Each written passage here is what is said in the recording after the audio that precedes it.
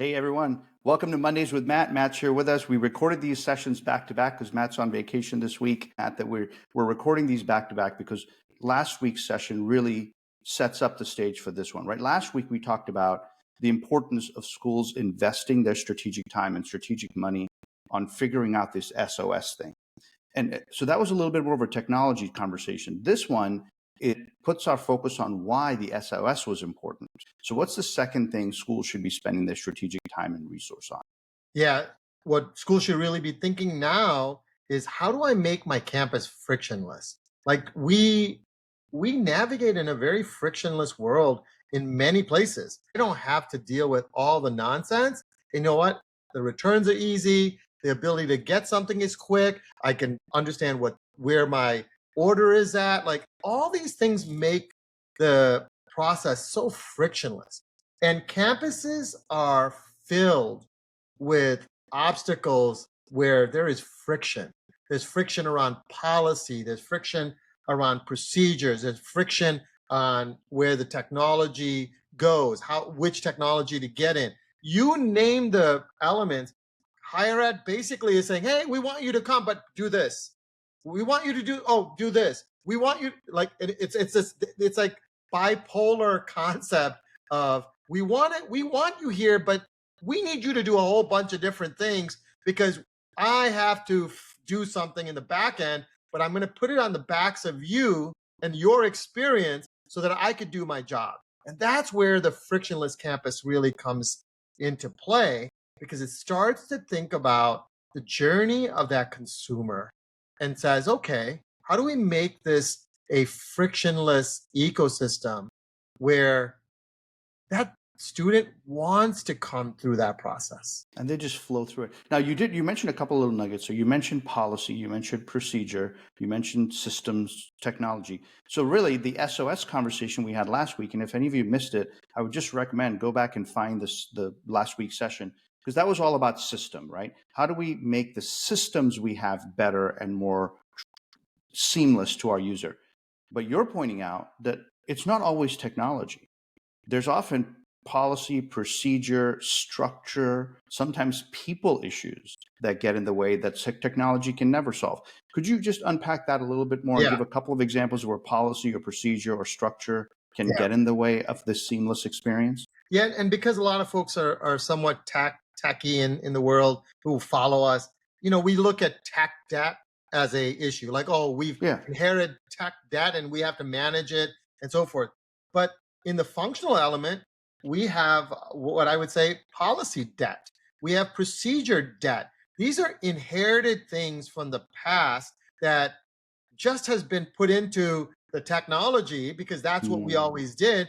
And we've never started to say, hey, how do we clean that policy debt? How do we clean that procedure debt that we have inherited? When we go to campuses, a lot of times we're challenging them, right?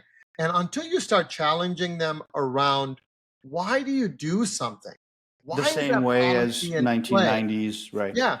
And most of the time, sometimes they don't know. Or two, they're so afraid that to make that change that they just adopt the debt. They just say, you know what, oh, There that's could what be a the policy is. catastrophic failure if we change even the slightest thing, right? Yeah. So an example of a policy friction point could be like your policy on holds that may have gotten set up in 80s or 90s. No one's ever reviewed it. And now there's like hundreds of holds available that can just add friction to a student, right? Yeah. An example of a procedure debt could be, oh, the way we've done our scheduling or the way we've done it has been always this, but it takes 8 weeks of a human doing it when technology could do it, but that's how we've always done it, right? That's a Yeah. procedure debt, you're saying.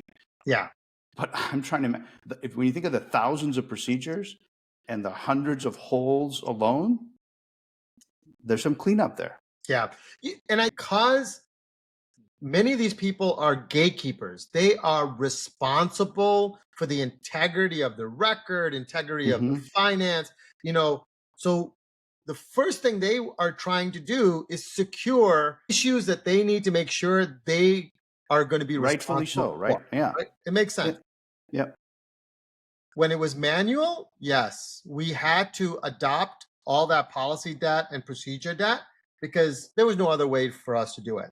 But now we have systems that automate that and as we get into generative AI, all the rules and stuff that are inherently configured in an SIS, in a CRM, in a LMS, and in you name the financial and HR systems, um, you're going to start to see the ability for us to remove the configuration and debt and policy debt and procedure debt because the system is going to take that on for the gatekeepers. So the That's right. gatekeepers are no longer responsible for making sure that some policy or procedure is the LLMs are going to take over and then drive a different way of managing the back end without the customer, the student, even knowing that it's happening.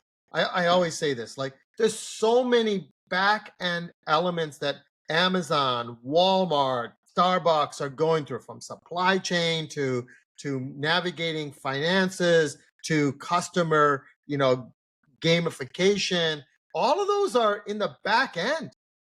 We And never what you put have that is one debt. app, right? Yeah. Yeah, one experience that drives it all. And we Yeah, don't put that burden of the experience of your customer, of your student. And so when we're asking someone, hey, give us your residency, we're asking them to jump through all these hoops. Maybe yeah. we should have figured out a way to validate residency where we're not burdening the user.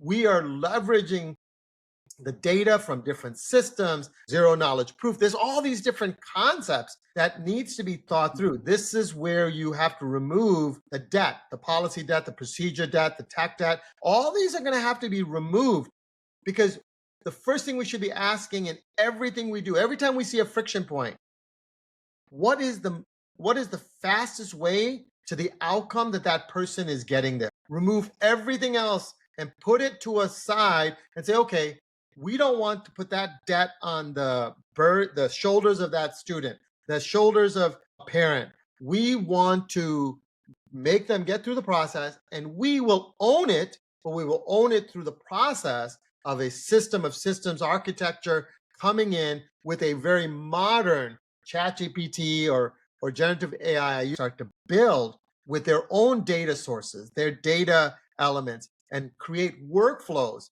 that are so seamless, that are operating in 10 terabytes per second, right? That's how our chips are processing data.